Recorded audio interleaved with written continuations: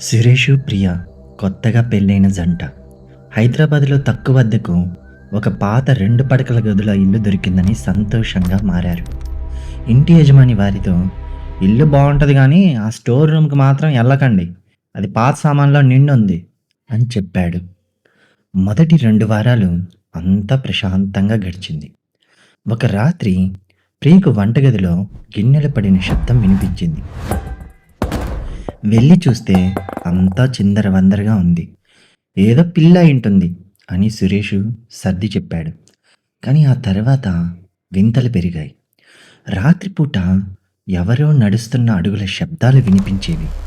ముఖ్యంగా ఆ మూసి ఉన్న మూడో గది దగ్గర నుండి ఆ శబ్దాలు వస్తున్నట్లు అనిపించేది. ఒకరోజు రాత్రి సురేష్‌కు నిద్ర పట్టలేదు. హాల్‌లో కూర్చొని ఉండగా ఆ మూడో గది తలుపు కింద నుండి కాసేపు వెలుతురు వచ్చి మళ్ళీ ఆగిపోయింది. ప్రియకు భయం మొదలైంది. "మనం ఇల్లు మారిపోదాం" అంది. "అలాంటిదేం లేదు, నీ భ్రమ" అని సురేషు కొట్టిపారేశాడు. కానీ అతనికి కూడా లోపల భయంగానే ఉంది. ఒకరోజు సురేష్ ఆఫీస్ నుండి ఇంటికొచ్చేసరికి ఇల్లంతా నిశ్శబ్దంగా ఉంది. "ప్రియా" అని పిలిచాడు. సమాధానం లేదు. బెడ్‌రూమ్‌లో, వంటగదిలో చూశాడు. ఆమె ఎక్కడా లేదు. అతని గుండె వేగంగా కొట్టుకోవడం మొదలైంది. అతని చూపు ఆ మూడో గది తలుపు మీద పడింది. తలుపు తెరిచే ఉంది. భయంతోనే నెమ్మదిగా లోపలికి అడుగుపెట్టాడు. గది మొత్తం దుమ్ము, పాత సామాన్లతో నిండి ఉంది. ఒక మూల పాత మంచం ఉంది.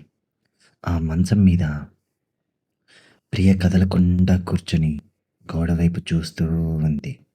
"ప్రియా, ఏం చేస్తున్నావిక్కడ?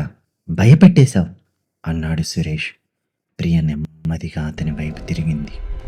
ఆమె కళ్ళు పూర్తిగా తెల్లగా మారిపోయి ఉన్నాయి. ఆమె చల్లని స్వరంతో, "ఆమెకు ఒంటరిగా ఉంది, నన్ను తోడుండమంది" అంది. సురేష్ వెనక్కి అడుగు వేస్తుండగా గది తలుపులు వాటంతట అవే పెద్ద శబ్దంతో ధడేల్మని మూసుకుంది. తర్వాత రోజు పోలీసులు వచ్చి చూసేసరికి ఇల్లు ఖాళీగా ఉంది. సురేషు, ప్రియ ఏమయ్యారో ఎవ్వరికీ తెలియలేదు. ఆ మూడో గది తలుపు మాత్రం ఎప్పటిలాగే తాళం వేసి ఉంది. ధన్యవాదాలు.